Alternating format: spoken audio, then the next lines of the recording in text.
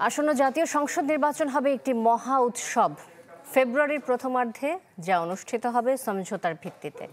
দলগুলোর সাথে ঐকমত্য কমিশনের বৈঠকে মন্তব্য করেছেন প্রধান উপদেষ্টা ডক্টর মোহাম্মদ ইউনূস। তিনি বলেন, জাতির সত্যিকারের নবজন্ম হবে নির্বাচনের মধ্য দিয়ে। এত আত্মত্যাগ তখনই সার্থক হবে সে নবজন্ম যদি লাভ করা যায়।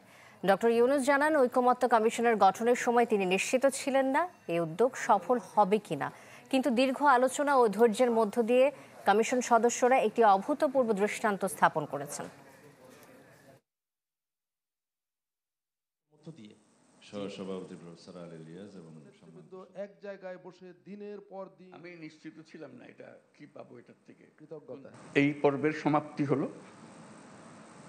তারপরে এখান থেকে আমাদেরকে নির্বাচন পর্যন্ত কিভাবে নিয়ে যাবেন যাতে এই উৎসবের মধ্যেই নির্বাচনটা হয়ে যাবে, ভেতরে কোনো রকমের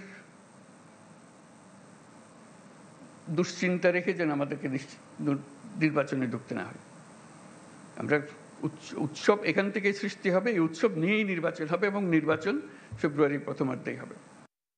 জাতীয় ঐকমত্যের ভিত্তিতে প্রণয়ন করছি, এটা একটা জাতীয় গুরুত্বপূর্ণ দলিল, রাজনৈতিক দলিল এবং সাংবিধানিক দলিল। এই দলিলটাকে যাতে আমরা বাস্তবায়ন করতে পারি প্রশ্নাতীতভাবে, জাতির কাছে যেন এটা কোনোদিন প্রশ্নবিদ্ধ না হয়, ভবিষ্যতে যেন এটা জুডিশিয়ারিতে চ্যালেঞ্জ না হয়, সেরকম একটা পদ্ধতি আমরা বের করি। সেই জন্যে আমি এখানে সুপ্রিম কোর্টের মতামতের জন্য আজকে আহ্বান জানিয়েছি যে মতামত নিতে পারেন।